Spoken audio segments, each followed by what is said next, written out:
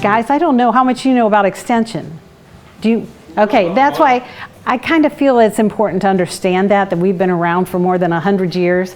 Lincoln felt that everybody needed to be educated, not just the rich and the wealthy, and to have that. He initiated the Morrill Act that was passed by Congress for land-grant universities. So every state has a land-grant university. And then in 1887, there was a Hatch Act that had research farms. So Ohio's research farm is in Worcester, OARDC. And then in 1914, the whole idea was to take that knowledge that we were getting from those research centers in the university and take it out to the public. So you were not getting credits. A lot of people call us because they want to get into Ohio State. That isn't anything to do with us. We're a whole separate line item with Ohio State, but we are funded. It used to be called cooperative extension because we're funded by federal funds, state funds, and then county funds. That's why every county is different. Every county office is different what they have because of the county input into that. So originally, I believe that the focus was pretty rural, you know, trying to do that outreach arm to people that didn't have access, and like in the urban areas, but now we're really pushing urban as well. So it's not just the agricultural part. We don't want to lose the agricultural part, but we want to make it for everybody in every county we serve. So here in Columbiana, you have some small towns and things, but then obviously in Mahoning County, we've got Youngstown. And so we do work in Youngstown as well, but very different kind of work than what we would do here in Tea Garden, right? Yeah, so anyway, there were 4 areas, and they're agriculture, family and consumer sciences, youth and community development. And I put family consumer sciences first because we're going to end up with the agriculture part in reference to my dad, Paul Gitt. And they were, at one point in time, called home demonstration agents. And the very first ones didn't have cars. They went by horse and buggy out to people's homes and things. And then we became home economics agents. And now we're called family and consumer science educators. We're not even agents anymore in Ohio. We're called educators. Because people are like, what's an agent? They think I'm selling insurance or something.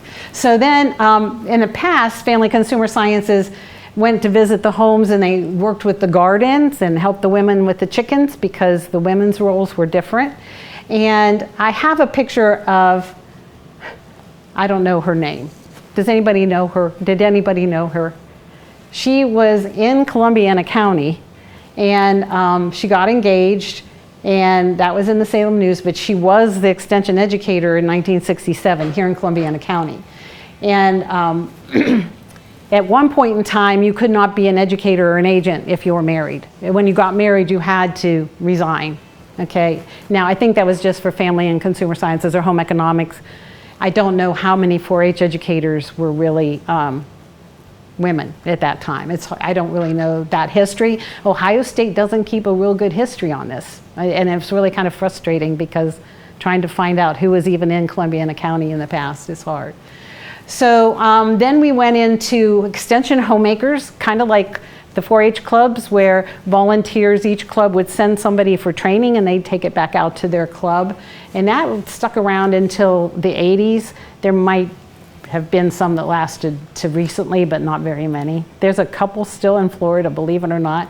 But they do very different things than they did back in that time. One of the homemaking skills I remember in the 60s, I believe, was recaning chairs and some of those kinds of things.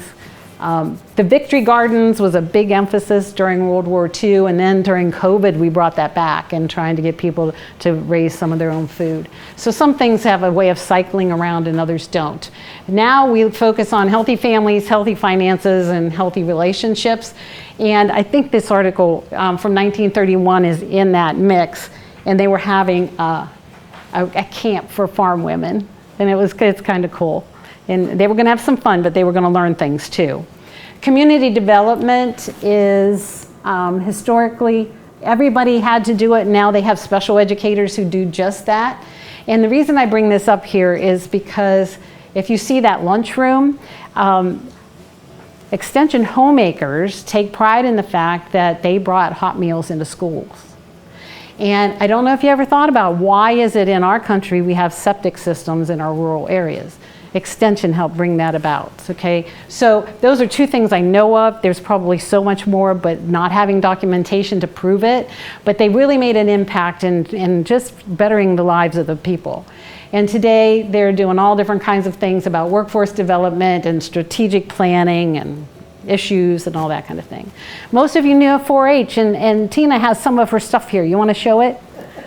I have tea garden nets. It was we created our own meeting curriculum, and this is all patchwork on there with just very creative with the yarn, and then each month when we would meet, who had the program. It talks about the officers, and it would have a roll call, kind of a question that we would answer. Our advisors were Betty Bailey and Joyce Davis. So everything was so much different than I believe probably today, and the history going in and the ownership that we took of our own program booklets. It's a very important thing. It didn't seem important at the time, but it did give us ownership in our own program books. So this was all donated to the Tea Garden Historical Society from Betty Bailey's donation from Jeff and Dorothy Bailey. So yeah. And we have here my mom, Betty Gipp. She was an advisor, and we're going to talk to her a little bit here, I hope, and then and my sister can jump in too. But basically we have projects that they take, and that's not changed at all. You go to camps and obviously the fair, but there's a lot of in-school education going on now about STEM.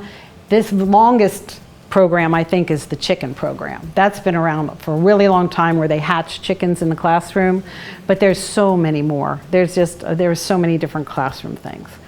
So the agricultural part, I say recent, I don't have the exact years, but Floyd Lauer was an educator for 42 years. So he was extension agent in Columbiana County for 42 years. And that says as agent. It's supposed to say ag agent. I missed it, so we'll fix it. Anyway, Joe Pittman was here. I don't know how many years he was in Columbiana County, but he also was here previous to my dad, Paul Gipp. And so I'm going to introduce you to Paul Gipp, which was, I think, what I was asked to kind of focus on. And there's his wife, Betty. Okay, but they started off at United High School. They moved back to the area. Both had been in this area growing up, but they returned to Columbiana County in 1955, and they attended the opening of the new high school, and they also both taught there. Do you have a brick from the school? I do not. Do you have, okay, I brought a brick from the old school. Yeah, so we'll leave that here with you. So, you know, you can make it part of the museum. But the old building was torn down in 2025, and there's a whole new building there now. And that's a couple pictures of him. He was the teacher for vocational agriculture, and he started the FFA program at United. So he had started a program in another school and then moved here to start the program here. I love this picture. I just think, because knowing my dad, I guess I just see in him, which is kind of hard to tell, how well he interacted with the youth. He did a lot with 4-H as well as the agriculture, but here he was judging poultry at the Canfield Fair in 1958. So that he did that while he was still an FFA teacher or instructor. And he worked with the 4-H Club to plant at Robert Bycroft School. And that's a 4-H group that does volunteering and came out to do it. I don't know any of the people, and I wish I could find them out for you. We don't know if any of them were from around right here or not, because United, everybody here went to United. We just don't know them. And then he started a program called the Young Farmers in the United School District. And they were obviously new graduates or graduates that were getting into farming. and kind of almost in extension work before he started an extension, from what I understand. Okay, I'm seeing some nodding, so that's what, yeah. And any of those people, if anybody can ever find out if you know them and let us know, that'd be awesome. And then he moved to be a branch manager of production credit in Salem. And that's his name down there under the Salem one. And just one of their many ads. But they gave loans to farmers. And it's Farm Credit now. I think they merged or bought them out or something. Which one was it? They merged. Okay. And then he became an extension agent in 1969. He was an agent from 1969 to 1985. And that's just an article from the paper which needs some help. You know, I mean, when I printed those off, they different. So in his work, he had 13 committees. Chevy, I told you the wrong number, but still 13 is a lot of committees. And he did programs related to each of those committees. So he had dairy farmers, and they did dairy institutes. Now, Granges had institutes, township halls had institutes. They just offered them, and maybe Extension did the educational component of that, and all different kinds of things that they did. But he had dairy, potato enterprises. Does anybody know if there was a potato farm around here at one time? Close. Was there a potato? Phyllis. Okay. Yeah, I'm Tea Garden. Yeah. Okay. She was pretty sure that there was a potato farm around here, and that's why I really wanted to emphasize that. So he would have worked with the potato producers, having field days where they come out and they talk about, you know, what they need to do, how to improve the production. And I think he documented that an increase of 100 pounds per acre or something, which is probably a lot for at that time. And then he did feeder pig management and health programs, an annual swine school, did a lot with strawberry field days and looking at insect damages in strawberry fields and all this small fruit production. And then I didn't go into all the details of what he did, but these are the other committees. He worked with sheep producers, poultry, horse, beef, bees, even though we're not the honey capital of the state.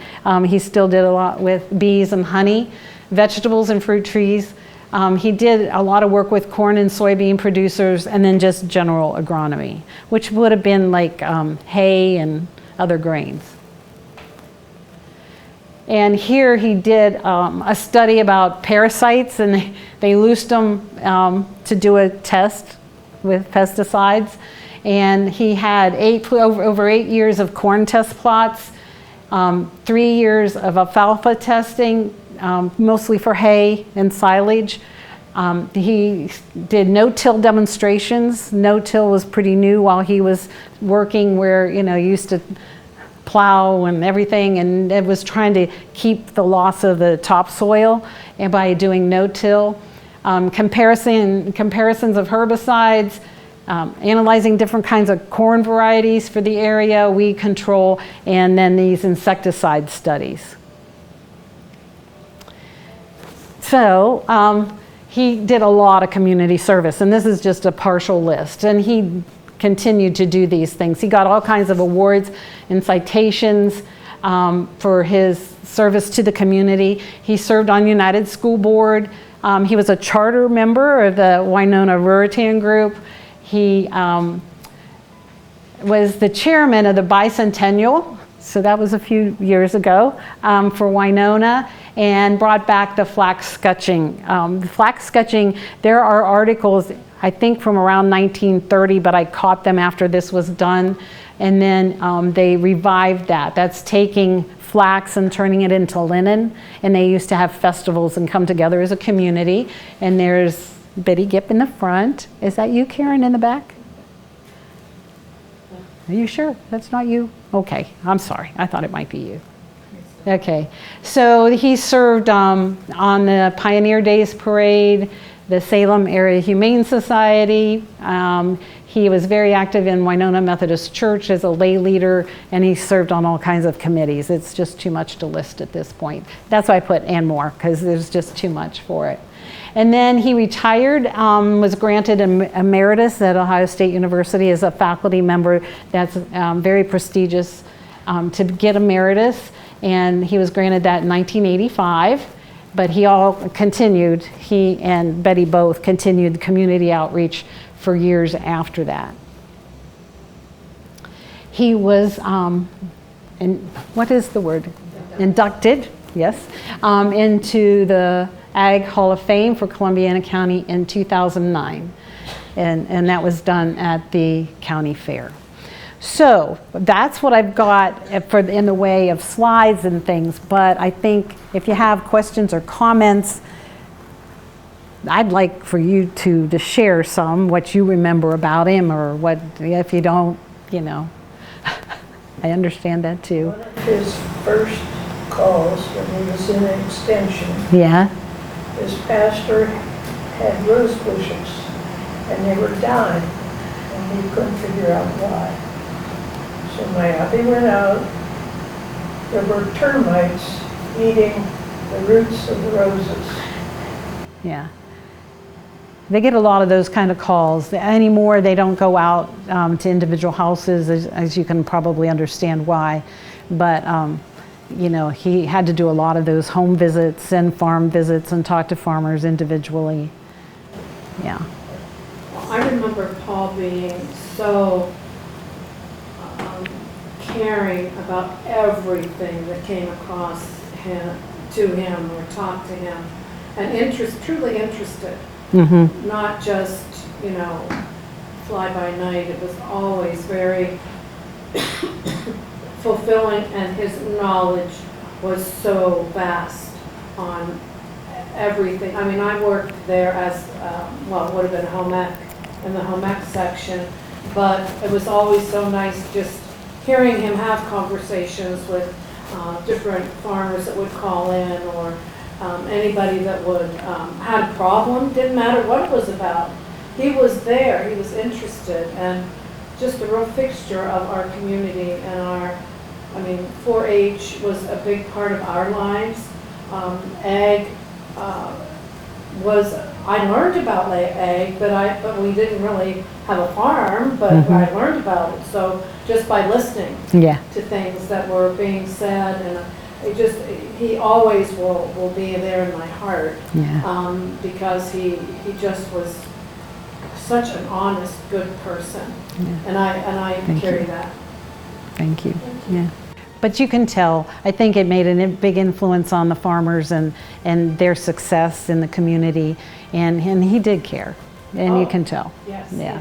I'm not sure, but he started the beekeepers organization, and I think the sheep, and I can tell you a story here, at a sheep banquet, Eldon Groves, Farm and Dairy, he was there, and my husband was emceeing the banquet, and it came out in the Farm and Dairy that Paul Gibb, the sheep man, speaking at a sheep banquet, had a polyester suit on. But that was the era of polyester. Yes. Everybody wore a polyester suit. He didn't think of it, but after that, he wore wool. So there's so many things like that couldn't even begin to cover in the amount of time we had, but so. And I don't know, is his poem, not his poem, but the poem he always recited, is that in the back? Is that, I don't know, maybe I didn't. The very last page.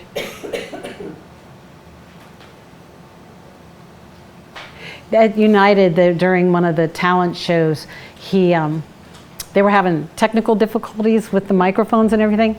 He got up there, I don't know where he got the harmonica, but he started playing the harmonica for everybody in front of the school, just to make the time pass while they were sitting there waiting to get it fixed. And there is a poem that he could recite, and he would recite that all the time, and it was called A Touch of the Master's Hand. I thought I left it here, but I'll get it to you. One thing she can tell you, if people had your phone number, and they called every night at dinner time because they knew that's when he'd be there. The phone always rang at dinner time because Dad was always there like clockwork, because he usually was off to go do another meeting at night afterwards. Now the phone still rings at dinner time, but it's a telemarketer. That is different. Oh my God. Yeah. Okay. I'd like to introduce you to Shavula. Chevy is my coworker in Mahoning County. She graduated from Iowa State here a year ago with her master's in Ag Econ, and she's originally from Botswana, and so I'm always telling her dad's stories and things, and so she came to join us. And I'm hoping you understand by now that this is my mom, Betty Gipp, and my sister, Karen Rhodes. Yeah. And then if you guys will introduce yourselves to Chevy, I'd appreciate it. I'm Joyce Deva. I'm Tina's mother. Yep. I'm Tina Hensroth. I taught at United. I've lived in this area my whole life. Worked a short while at the Cooperative Extension Service with Paul, and other agents were there as well. And I'm glad to have you here. Thank you for coming and being a part of what we're doing today. And guys, tell her who you are. I'm Roy. I'm twin brothers with Jesse. We're the two that basically started this historical society, but we can't take all the credit there. We've had lots of people help us behind the scenes. Yeah. And we're from this area. We haven't lived here our whole entire life, but we're back in this area again. Yeah. You did live in Iowa for a while. We lived in Ames, Iowa for about a year. Oh. Because our older brother, was teaching at the college there. And he's like, well, just come out to Iowa for a little while, so it sounded pretty fun. Was it fun? Yeah, it was pretty cool. We've never experienced such flat land. Yeah. A lot of snow. It was cold. It was a shock when I came because where I come from, it's really, really hot. And then we came around December to visit, and yeah, it was cold. It was a shock. Like I can't leave the house without my layers on. Yeah, it was that bad. You were there. Yeah. Did Paul have a favorite aspect of everything that he did, or he just pretty much enjoyed all of it probably?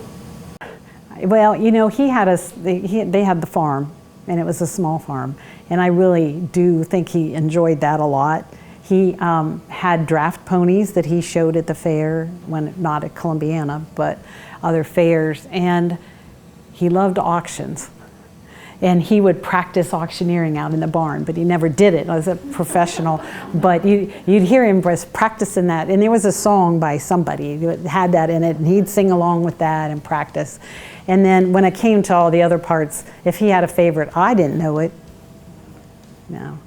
And each person felt special. Yeah, he saw everyone he talked to. He heard everyone he talked to. Yeah. So that was very impressive. He started the BOAG department, as was mentioned, and had to equip it.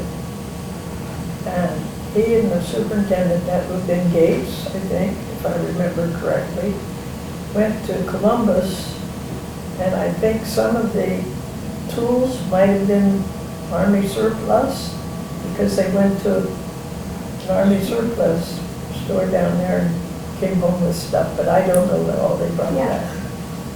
I got to shop for the home ec. And I got to pick out the dishes. We had 4 kitchens at the time, and we asked to where each one had a different color. Yeah, that made it very easy to teach. From get everything put back, put away. Fiestaware, I've been watching the Antique Roadshow. They have Fiestaware on there. Oh, I know. It's gotten pretty valuable too. It has. Even ones from like 1986. Not even Oh. that old. Right. And then they started making copies. So, Oh, yeah. And now, yeah, because people love it. Yeah, Yeah. yeah. Sort of out of touch with education now, but what kind of stuff do they teach in the high school about 4-H and family consumer sciences? Well, it's not so much in the schools. Some schools do have it back in, I think. United still has it, right? The VOAG, okay, but he was asking about like consumer sciences, family consumer sciences. I think they had a kitchen when I went through the new one, and there was a there's a room for it, but what they're doing, I don't know. And there are schools around here that have it. A lot of them have let it go, but now it's starting to creep back in a lot of places. One of the things that I think is a really neat thing is that kids in LuAnn get science credit now. Oh, that is great. But I always did a chemistry in the kitchen camp with the 4-H kids, where we did chemistry experiments, and then we cooked the food and applied that information to it. So it's possible. It's just I don't think they're doing it. They do it. One of the schools around just had King Arthur's Yes. flour, and they did like a remote class, and it was all about what different ingredients do to a recipe and how that chemically reacts with each other, I guess. Yes, yeah. But it's not done as a consistent enough practice Right. to give them credit. Right. But LuAnn is all. Sure.